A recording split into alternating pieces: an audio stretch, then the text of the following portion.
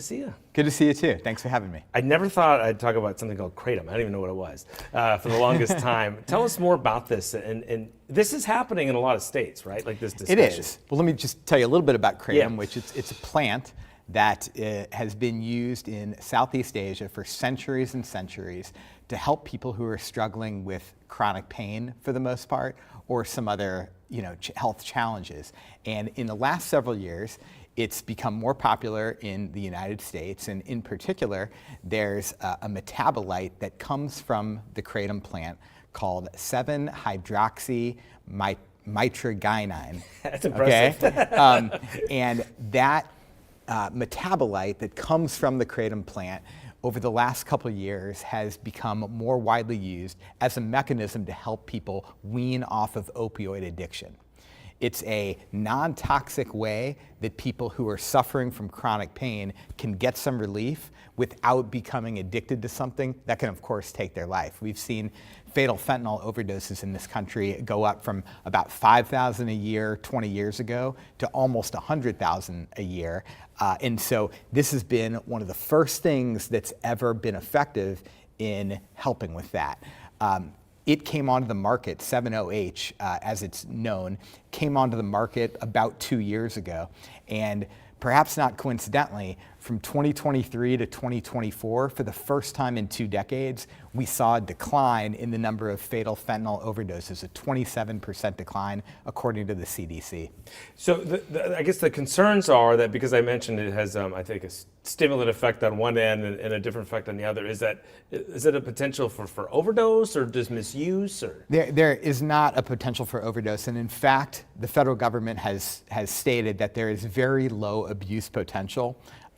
The Department of Health and Human Services in DC took a close look at this, informed by over 100 different studies, and came to the conclusion that it would be more harmful to public health to ban it than it would be to allow it to be used. And that's because of the significant potential that it has shown to help people overcome opioid addiction using something that so far, according to customer feedback, after over 500 million doses, customers have reported mild adverse side effects like gastrointestinal discomfort, as opposed to what could happen if you are taking opioids, especially fentanyl, which of course, sadly, has been tragedy in so many cases. So why then do you think there have been these discussions in some states? And we'll talk about this in a minute about regulating it, but even the word ban.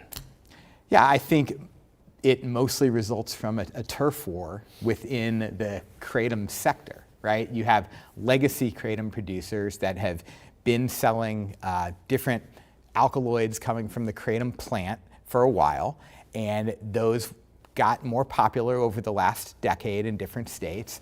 And then you see this innovation that came onto the market a couple years ago of 7-OH, which a lot of the market has migrated towards. And so you see some of the legacy manufacturers saying, hey, let's create a public health crisis to get rid of our new competitors. And we're out here just trying to share the research about this and trying to help people understand both that business context, but also the public health context. And the fact that the United States federal government has examined this pretty closely and concluded that we do not want to ban this, and we do not want to control it as a Schedule I drug, because it could limit access to something that, again, has shown tremendous potential in helping heal people who suffer from chronic pain and are trying to avoid opiate addiction.